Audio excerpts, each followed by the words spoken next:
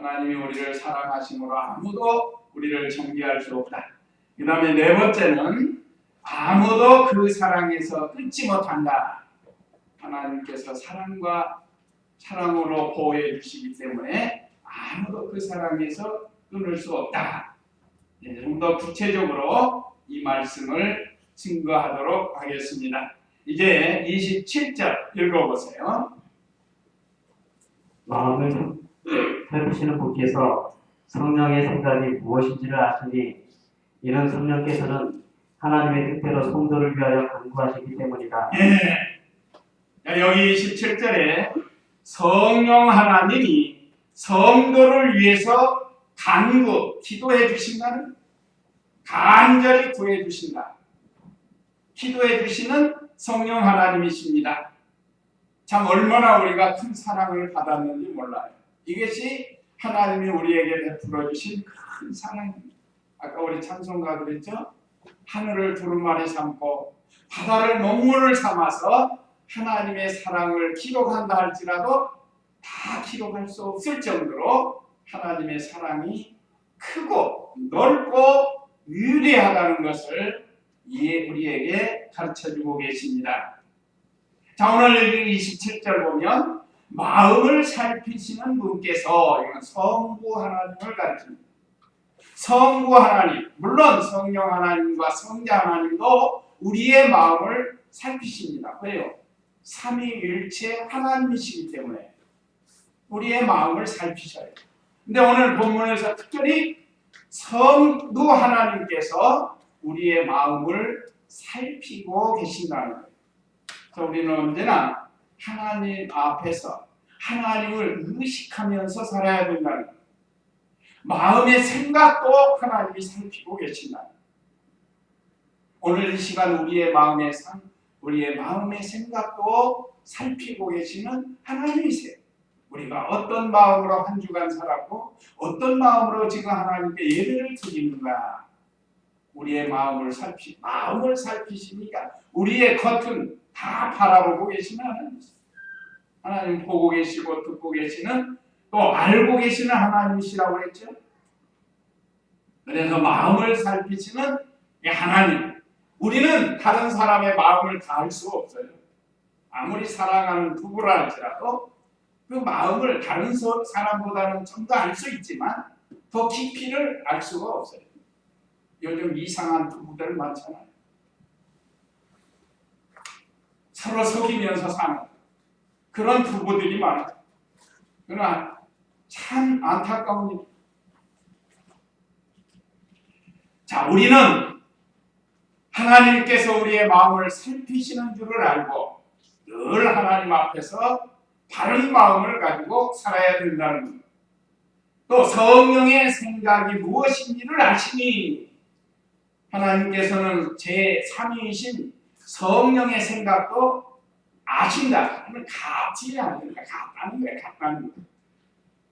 삼위일체 하나님은 다 같은 거예요. 그래서 이는 성령께서는 하나님의 뜻대로 성도를 위하여 간구하시기 때문이다.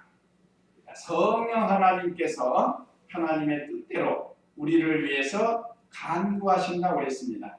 34절에 보면 성자 예수님이 부활하시고 하나님 우편에서 우리를 위해서 간구하고 계신다고 했습니다.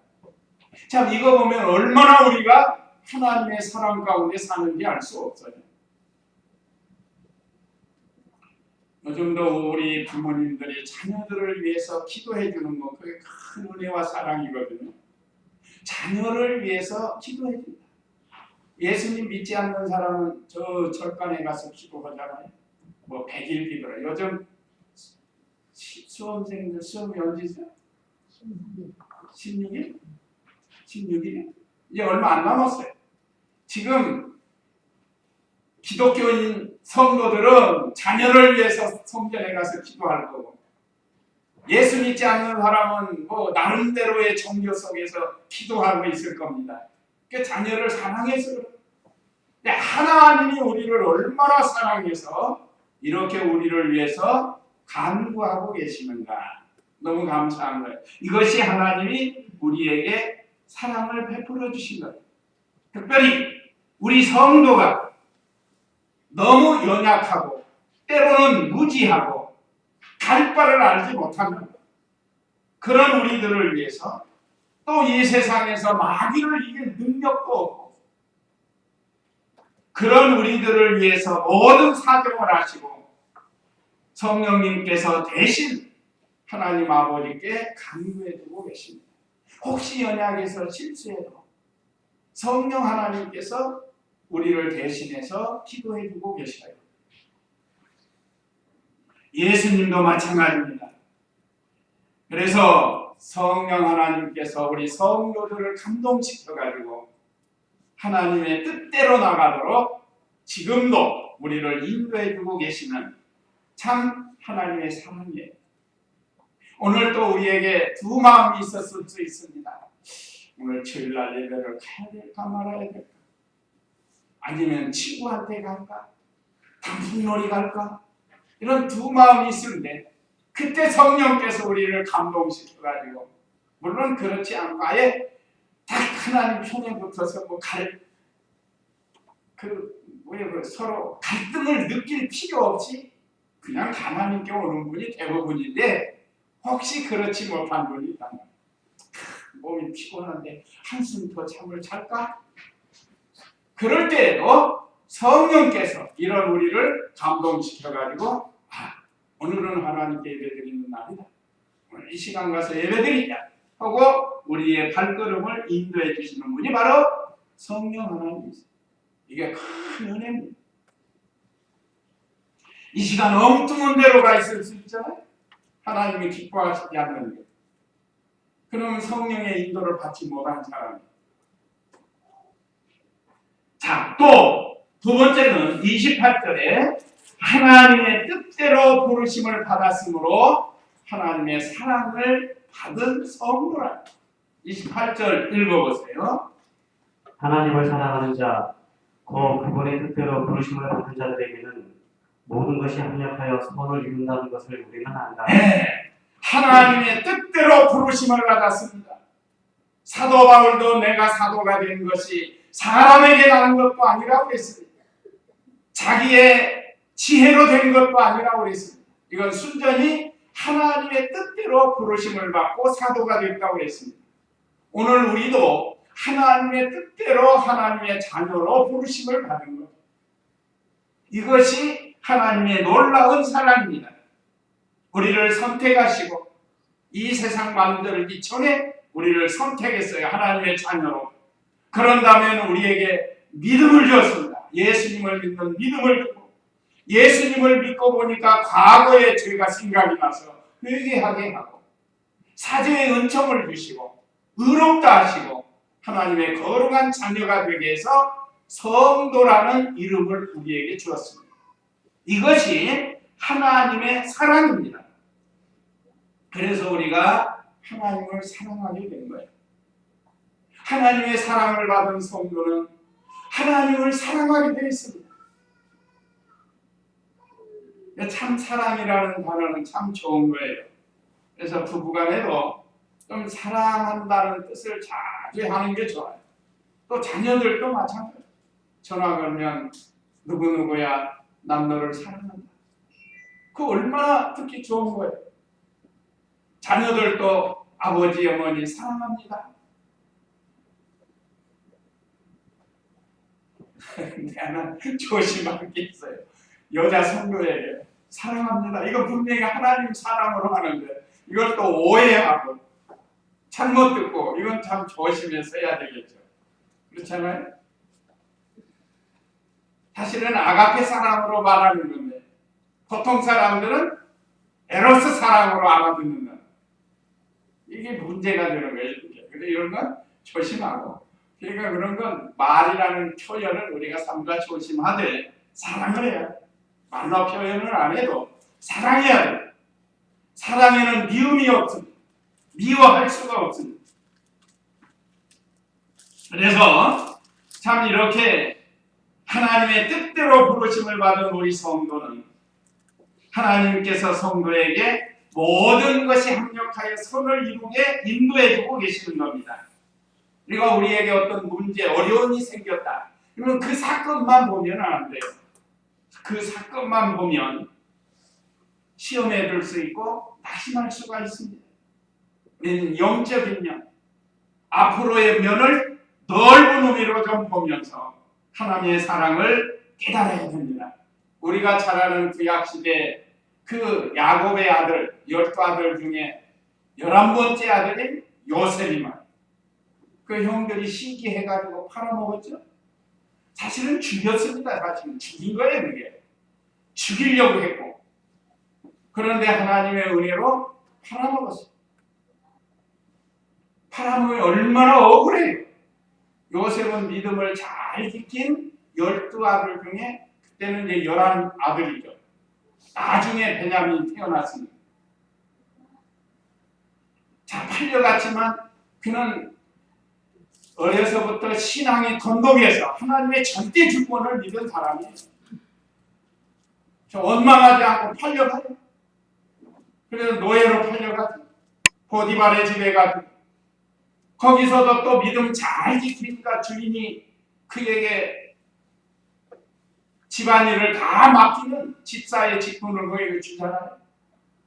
많은 종들이 있지만, 근데 그 부인이 동침하자고 유혹을 할 때 그 믿음으로 그에게 내가 어떻게 하나님 앞에 득죄하리요? 하나님이 보고 계시는데 내가 왜 이런 죄를 지기요? 요즘 좀 이런 사람이 많이 나와요. 뉴스 보면 맨 성추행, 성폭행, 뭐 얼마나 이 많은 일이 일어나는지 몰라요. 요셉과 같이 하나님이 보고 계신다 하는 이런 믿음을 가지면 그렇게 할 수가 없잖아요. 그런 게 없는 거예요. 요셉은 그런 믿음으로 옷을 벗어던지고 도망갔더니 그것이 또 누명을 써가지고 감옥에 가죠. 그래도 원망 안 해요. 절대 주권을 믿기 때문에. 그래서 요셉은 감옥에서 2년 고생했지만 하나님이 특별 계신 꿈을 해석하게 해가지고 마침내 이집트의 총리가 됩니다. 왕 다음과는 권세를 가지게 되는 거예요. 자, 우리가 총리는 안 돼요. 하나님이 형통하게 해주신다는 겁니다. 형통하게. 그러니까 어떤 사건만 보고 거기서 근심하고 낙심하지 말고 거기서 믿음을 지키고 내 믿음 지켜나가면 하나님이 다 보고 계시고 마침내 형통케 해주시는 하나님이시다 하는 것을 가르쳐 주는 겁니다. 이것이 모든 것이 합력하여 선을 이루게 된다. 하나님의 뜻을 이루게 해주신다는 겁니다. 이런 은혜가 저와 우리 성도님들에게도 항상 이루어지시기를 간절히 소원합니다. 자, 그 다음에는 하나님의 아들을 본받게 한 것이 하나님의 사랑이에요. 어떻게 우리가 하나님의 아들을 본받게 되었는가? 사람은 다 목적 의식을 가지고 삽니다. 나름대로 어떤 사람은 이러한 목적, 어떤 사람은 저런 목적, 다 목적을 가지고 사는데 우리에게는 예수님을 닮아가는 목적이 있어요. 하나님의 아들을 본받게 하는 목적을 우리에게 주셨습니다. 이것이 하나님이 성도에게 주신 사랑이라는 29절 읽어보세요.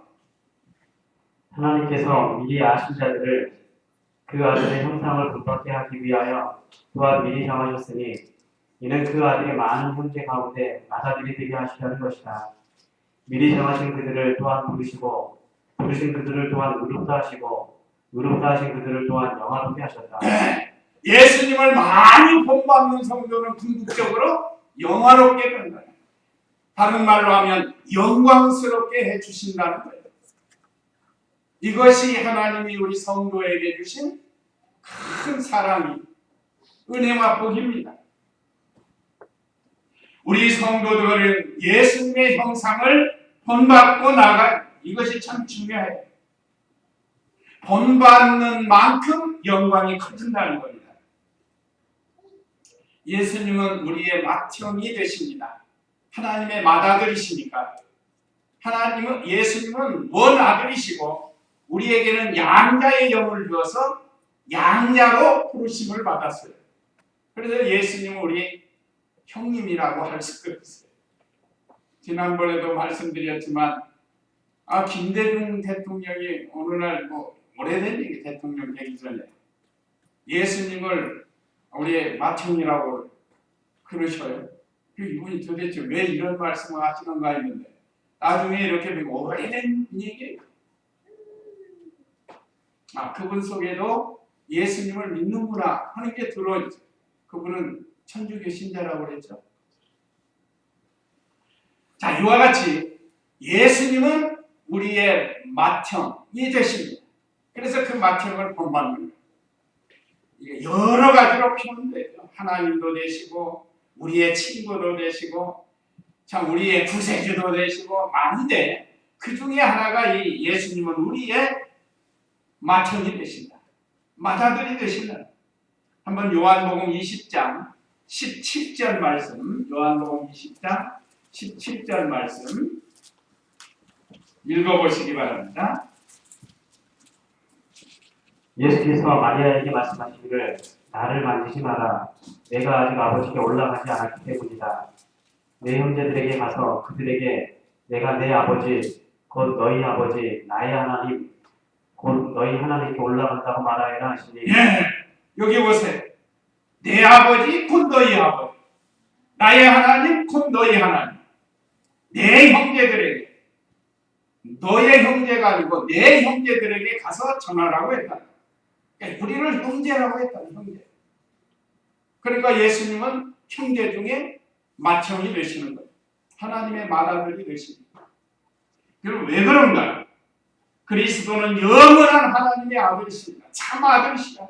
우리는 양자이지만 예수님은 참 아들이시기 때문에 맏아들이 되실 수 있고 또 부활의 참 열매가 되시기 때문에 예수님은 하나님의 맏아들이 되시는 겁니다. 또 우리 모든 택한 백성의 구원의 완성자이시기 때문에 우리의 맏아들이 되시고 그러므로 우리가 예수님을 배워서 닮아가야 된다는 주의 말 자체를 따라서 찬송가도 있잖아요. 예수님을 잘 배워가면 참 이렇게 우리에게 은혜 주신 것이 하나님의 사랑입니다. 이 사랑을 우리가 다 받았으니 감사하면서 있는 일을 잘 해야 되겠습니다. 그러면은 하나님의 보호인데 31절로 32절에는 아무도 우리를 데려갈 수 없다. 하나님이 보호해 주시기 때문에 누가 우리를 데려가겠느냐. 31절 읽어보세요. 그러면 이 일에 대하여 우리가 무슨 말을 하겠느냐. 만일 하나님께서 우리를 위하시면 누가 우리를 대적하겠느냐. 네, 하나님이 우리를 위하신다고 하면 누가 우리를 대적하겠느냐. 하나님이 우리와 함께 하시는데 누가 우리를 대적하겠습니까?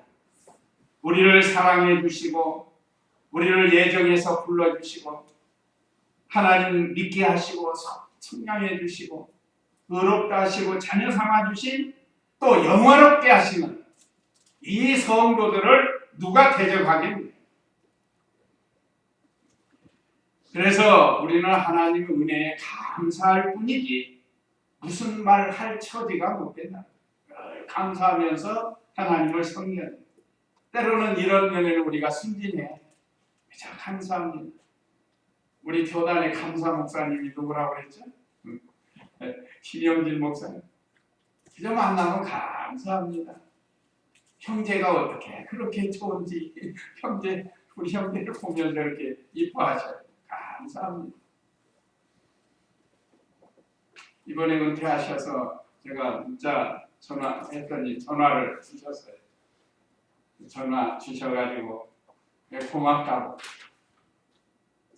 금년에 이번 11월 3일인가요? 3일에 은퇴하셨는데 참 한 40여 년 동안 목회하시면서 많이 감사하는 거예요. 그분도 매우 어려울 때가 많았는데 참 그래도 늘 보면 감사하는 거예요. 왜 그런가? 하나님 은혜에 감사하는 성도가 되는 겁니다. 그러니까 우리는 하나님께 감사할 뿐이지 무슨 말을 할 처지가 못 된다는 거예요. 또 하나님이 우리를 위하시는데 감히 누가 우리를 대적하겠느냐 이거예요. 이 하나님의 구원 역사는 아무도 막을 수 없습니다. 마귀는 우리보다 강하지만 그래도 우리를 막을 수가 없어요. 우리는 예수님 편에 있기 때문에 감히 우리를 대적할 자가 없다. 그러면 아멘, 아멘. 우리를 대적할 수 없는. 그 다음에 두 번째는 이 32절 읽어보세요. 자신의 아들을 아끼지 않으시고 우리 모든 사람을 위하여 내어주신 분께서 어찌 아들과 함께 모든 것을 우리에게 은혜로 주시지 않겠느냐. 네, 하나님의 아들을 내어주심으로 우리를 대적할 자가 없어요. 하나님의 아들이 우리와 함께 하시고 우리가 하나님의 아들과 함께 하시면 그 하나님의 사랑하는 독생자 예수님을 우리를 위해서 내어주셨는데 예수님이 우리와 함께 계시는데 누가 우리를 대적하겠느냐. 그래서 하나님께서 우리에게 예수 그리스도를 통해서 지금도 희노애락을 우리에게 주신 겁니다. 그러니까 모든 것 주신 거예요. 우리에게. 기쁨만 준 게 아니에요. 어떨 때는 화나는 것도 있어요. 어떤 때는 슬플 때가 있습니다. 어떤 때는 즐거울 때가 있어요. 이 희노애락이라는 걸 우리에게 주셨어요. 그러니까 그 모든 환경을 이용해서 하나님이 우리에게 이렇게 주셨으니까 아무도 우리를 대적할 수 없다 하는 이런 믿음을 가지고 나가라는 겁니다. 기쁘고 즐거울 때는 교만하지 않게 하고 괴롭고 힘들 때는 낙심하지 않게 하고 그 다음에 32절 하반절에 보면 어찌 아들과 함께 모든 것을 우리에게 은혜로 주지 않으시겠느냐. 아들과 함께 모든 은혜를 주심으로 우리를 대적할 수가 없다. 누가 우리를 대적하겠어요? 하나님께서 아들과 함께 우리에게 모든 것 주셨습니다. 아까 말씀드린 평안도 주시고 구도 주시고 또 환난도 주시고 고통도 주시고 잘 되는 것도 주시고 안 되는 것도 주시는 하나님. 이 필요한 구원 이루어 나가고 예수님 닮아가는 필요한 것을 모든 걸 우리에게 주셨어요. 그러므로 우리는 하나님 은혜에 감사하면서 살아야 되겠어요. 그 8장 17절 읽어보세요. 17절 18절. 자녀이면 또한 상속자이고 그리스도와 함께한 상속자이니 우리가 그분과 함께 영광을 받기 위하여 고난도 함께 받아야 할 것이다. 현재의 고난은 장차 우리에게 나타날 영광과 좋게 비교할 수 없다고 나는 생각합니다. 현재 우리가 믿음직하다 당하는 이 고난은 장차 우리에게 나타날 영광과 비교할 수가 없다는 겁니다. 이 세상 것하고 신령한 하나님의 것하고 비교가 안 됩니다. 우리가 어디 한번 보지 못한 곳에 가보면 사람이 깜짝 놀라잖아요. 평소에 보던 거하고 비교가 안 되기 때문에 깜짝 놀라는 이런 세계가 많아요. 눈에 보이는 것도 있고 요즘 이 컴퓨터 세계에도 내가 알지 못한 것들이 얼마나 많은지 모르는 거예요. 이게 비교가 안 되는 거예요. 평소에 보는 거.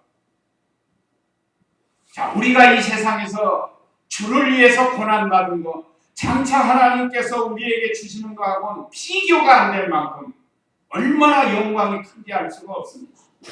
이런 은혜를 우리에게 약속해 주셨기 때문에 우리를 대적할 수 없다는 겁니다. 그리고 또한 세 번째는 아무도 우리를 정죄할 수 없다 했는데 33절, 34절, 30절, 33절 읽어보세요. 누가 능히 하나님께서 택하신 자들을 고소하겠느냐. 의롭다 하신 분은 하나님이시다. 하나님이 우리를 의롭다 하셨으므로 우리를 정죄할 수가 없습니다. 그 8장 1절 읽어보세요. 1절. 그러므로 이제 그리스도 예수님 안에 있는 자에게는 결코 정죄함이 없다. 이는 그리스도 예수님 안에 있는 생명의 성령의 법이 죄와 사망의 법에서 너를 해방하였기 때문이다. 그러므로 이제 예수 그리스도를 믿고 성부가 된 그런 성도, 이제 그리스도 예수님 안에 있는 자에게는 결코 정죄함이 없다는 거예요. 누가 너는 죄인이다 하고 말할 수가 없다. 물론 우리가 이 세상에서 죄를 지으면 당신은 죄인이요 잡아가요. 그러나 여기서 말하는 정죄 받을 수 없다는 건 예수님 믿고 의롭다함을 받은 성도를 가르칩니다. 법적으로 의를 받았다. 마귀에서부터 해방된, 죄에서부터 해방된 것을 가르칩니다. 그래서 정죄할 수가 없는 거예요.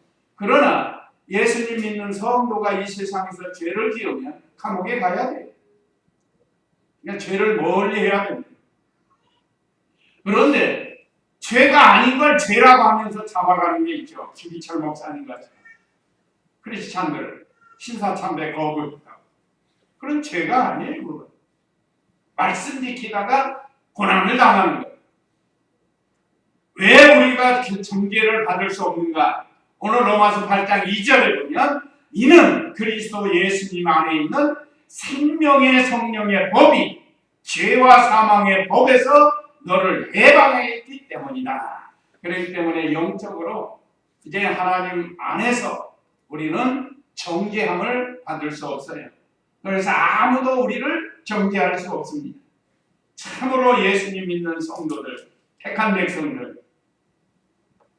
최고의 재판장이 하나님이신데 하나님께서 너의 죄를 사하노라 하고 말씀했는데 누가 우리를 정죄하겠어요? 요즘 재판부들 많이 나와요. 뭐 지방법원, 고등법원, 대법원, 그 다음에 최고의 법원이 어디죠? 헌법재판소예요. 헌법재판소에서 너는 죄인이다 하면 죄인이고 넌 당신은 죄가 없어 하면 죄가 없게 되는 거예요. 대통령도 죄가 있다고 탄핵하잖아요. 그런데 세상의 헌법재판부가 더 높으신 하나님께서 우리의 죄를 다 용서해 주셨고 그러므로 우리는 정죄할 수가 없다는 것. 참으로 감사합니다. 우리는 의롭다함을 얻은 것. 34절 누가 정죄하겠느냐? 죽으셨을 뿐 아니라 살리심을 받으신 분은 그리스도 예수님이시다. 그분께서는 하나님 오른쪽에 계시며 우리를 위하여 간구하여 주신다. 예수님이 우리의 이해 죽으셨고 다시 살아나셨기 때문에 정죄할 수 없어요. 그러니까 예수님 믿으면 예수님 죽음이 내 죽음이 되고 예수님 부활이 내 부활이 되기 때문에 다시는 정죄받을 수 없습니다. 하나님의 아들이 우리를 위해서 죽으셨고 다시 살아나셨다. 그러니까 예수님이 십자가에 못 박힐 때 우리의 정과 욕심도 십자가에 못 박았느니라. 갈라디아 5장의 말씀이죠. 그래서 예수님 죽음이 내 죽음입니다. 우리는 죄사함을 받게 되었습니다. 예수님 우리 죄를 대신 지고 십자가에서 죽으셨어요. 그런 다음에 살아나셨어요. 그래서 우리를 정죄할 수가 없어요. 감사하죠? 아무도 우리를 정죄할 수 없습니다. 이것이 하나님의 크신 은혜와 사랑이요 보험. 예수님이 우리 위해서 간구하심으로 정죄할 수 없다는 거예요. 34절 하반절에 그분께서는 예수님께서는 하나님 오른쪽에 계시며 우리를 위하여 간구하여 주신다. 아니 죄 있는 사람을 뭐하러 간구하고 계시겠어요? 우리는 이미 죄에서 해방을 받았습니다. 그래서 우리를 위해서 지금도 하나님의 말씀대로 순종해서 하나님의 사람으로 온전케 하게 하려고 우리를 위해서 간구하고 계시기 때문에 그 누구도 우리를 정죄할 수가 없다는 거예요. 우리가 예수님의 형상을 많이 입어나가야 되겠습니다. 그 다음에 이제 마지막 아무도 그 사랑에서 끊지 못한다고 했습니다. 35절로 39절인데 35절 읽어보세요. 누가 우리를 그리스도의 사랑에서 끊겠느냐? 환난이나 공고나 박해나 굶주림이나 헐벗음이나 위협이나 칼이겠느냐? 예, 환난이나 권고나 박해나 굶주림이나 위험이나 칼에서 우리를 끊을 수가 없습니다. 히브리서 11장 믿음장에 보면 참 이 믿음 지키다가 많은 환난 당한 성도들이 많아요. 칼에 죽임을 당하고 굶주리고 매를 수없이 맞고 감옥에 갇히고 심지어 죽임을 당하는 그런 분도 있어요. 그래도 하나님의 사랑에서 끊을 수 없다는 겁니다. 아무도 그리스도의 사랑에서 끊을 수 없다. 왜 그런가? 예수님의 사랑을 쏟아 부어 주셨기 때문입니다. 35절에 누가 우리를 그리스도의 사랑에서 끊겠느냐? 그리스도가 우리를 사랑해서 자신의 몸을 내어주시기까지 우리를 사랑했답니다. 그래서 이 진리를 깨달은 성도는 아무리 환난이 오고 매를 맞고 감옥에 갇히고 박해당하고 곤고한 일 당해도 또 주를 위해서 굶주린다 할지라도 헐벗는다 할지라도 위험한 일, 칼 이런 속에서도 신앙을 양보하지 않습니다. 끊을 수가 없는 거예요. 오늘 우리들도 지금은 평안해요. 평안해서 잘 몰라요. 참으로 우리에게 이런 환난이 어려움이 와봐야 그 사람의 신앙이 나타나는 거예요. 물론 우리 성도들 지금도 알게 모르게 여러 가지 환난들이 있을 것이라고 믿습니다. 막 말을 안 하셔서 그러지 이 모양 저 모양으로 환난이 있어요. 그걸 믿음으로 우리가 잘 이기고 나가야 된다. 왜요? 아무도 그리스도의 사랑에서 우리를 끊을 수 없기 때문이다. 하나님의 사랑에서 끊을 수 없습니다. 36절 읽어보세요.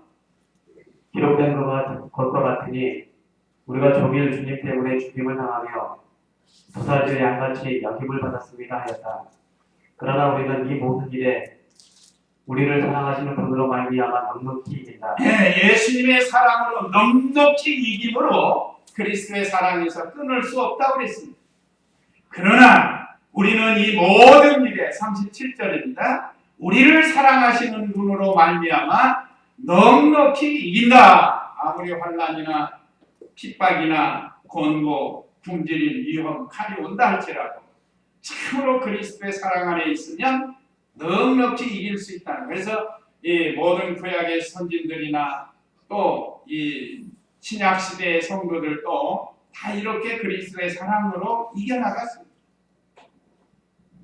참 세상 살다 보면 36절에 있는 말씀처럼 우리가 종일 주님을 위하여 죽임을 당하며 도살될 양같이 여김을 받았습니다. 세상에 살다 보면 이런 일들을 당할 때 많아요. 지금도 개인적으로 가정적으로 가족들이 핍박하고 또 문중에서 핍박하고 그런 분들이 있으리라고 믿습니다. 이걸 이겨나가는 거예요. 도살된 양같이 여김을 받는다.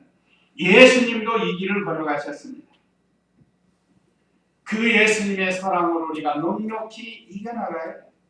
안 믿는 사람들, 우리 크리스찬들을 계속 괴롭히는 거예요. 말로 핍박하고 어떤 사람은 힘으로 핍박하고.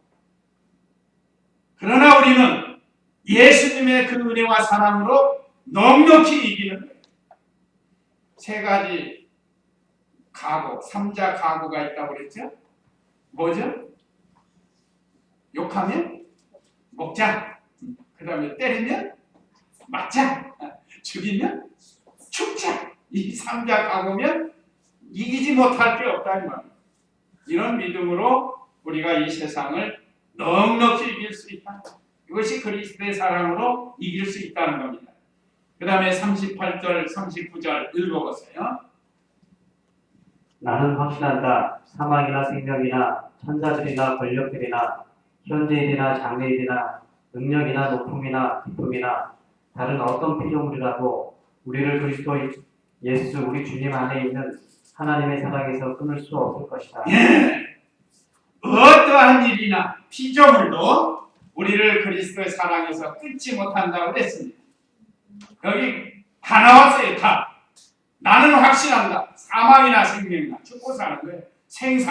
생사도 우리를 그리스도의 사랑에서 끊을 수 없다. 또 천사들이나 권력들이나, 권력은 세상의 권세들을 가진 사람, 천사가 얼마나 권세가 많아요. 그래도 우리의 그리스도의 사랑에서 끊을 수 없습니다. 쾌력이 타락한 천사 마귀가 우리를 그리스도의 사랑에서 끊을 수 없습니다. 현재일이나 장래일이나 인생의 모든 것, 현재일, 장래일, 또 능력이나 높음이나 기쁨이나 아무리 높은 거 아무리 기쁜 거라도 다른 어떤 피조물이라도 그 안에 있는 어떤 피조물, 하늘과 땅 사이에 있는 피조물이 얼마나 많습니까? 어제 결혼식에서 그 말씀을 드리고, 하나님께서 세상의 모든 피조물을 만드시고 그 중에 우리 사람을 제일 으뜸으로 만드시고 결혼 제도를 세웠다 그랬습니다. 그러니까 우리가 어떤 피조물을 의지하면 안 돼요. 사실은 피조물을 다스리라고 그랬지 그거에게 엎드려 경배하고 정복을 당하지 말라고 했습니다. 하나님께서 얼마나 우리에게 큰 은혜 주셨어요. 근데 이제 깨닫지 못한 사람은 저 물에 가서 빌고 산에 가서 빌고 태양에다 빌고 뭐 1월 1일 날 해 뜨는 거 보면서 피가 너잖아요. 얘한테. 우리 가족 1년 동안 잘하게 그런 거 하지 말라고 그랬어요. 하나님께서 우리에게 최고의 능력을 주셨는데 모든 피조물의 으뜸이 되게 했는데 그걸 다스려야 돼. 그러나 우리는 태양을 보면서 말은 할 수 있습니다. 그 무상시해가지고 빌면은 안 돼요. 신처럼 여기. 금년에도 새날을 주셨습니다. 이 새날을 하나님 선비일 수 있게 해주시옵소서. 가서 태양 볼 수 있어요. 우리가 만들어놓은 자연 다 볼 수 있습니다. 그러니까 이걸 이용해서 하나님 섬기도록 해야지. 최고 으뜸이 피조물에게 빌면 되겠어요. 요즘 말하면 이 참 1급 공무원 대통령이 말이야. 자 5급 공무원한테 가서 뭐 가서 부탁하 그런 일이 있을 수 있냐 이 말. 안 하는 거지 그럼. 요즘 시대는 좀 민주화돼 가지고 뭐 좀 그렇다는 거. 옛날 임금이 말. 임금이 서민들에게 가가지고 뭐 좀 해주세요. 그래? 이렇게 할 수가 없는 거야. 우리는 다스려야 돼. 이 모든 피조물을 하나님께 감사하면서 하나님께 영광 돌리면서 다스려 나가야 된다는 거예요. 그래서 어떤 피조물도 우리를 그리스도의 사랑에서 끊을 수 없다. 그래서 우리는 사랑의 성도가 되어야 되겠습니다. 오늘 우리에게 귀한 말씀, 하나님의 사랑과 보호를 통해서 우리에게 귀한 말씀드렸습니다. 자, 우리는 하나님의 사랑을 받은 성도. 그러므로 아무도 우리를 대적할 수 없고, 아무도 우리를 정죄할 수 없고, 아무도 우리를 그리스도의 사랑, 하나님의 사랑에서 끊을 수 없다고 믿고 이 땅에서 믿음을 잘 지키는 저와 우리 성도님들 다 되시기 바랍니다. 이제 이 말씀 기억하시고 우리 잠시 기도하겠습니다.